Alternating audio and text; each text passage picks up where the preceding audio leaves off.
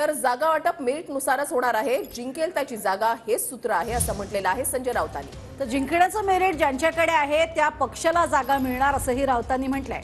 देशभरात मेरिटनुसारच जागा वाटप होणार असं खासदार संजय राऊत यांनी म्हटलेलं आहे.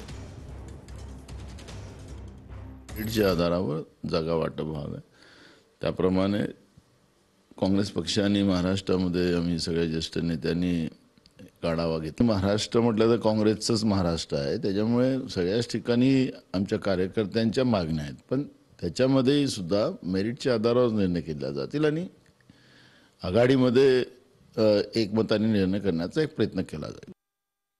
वरती कधी चर्चा होत नाही. जिंकेल त्याची जागा, मेरिटवर जागा, मेरिटवर जिंकण्याचं मेरिट ज्या मतदारसंघात ज्या पक्षाचा आहे त्यांच्याकडे ती जागा राहील.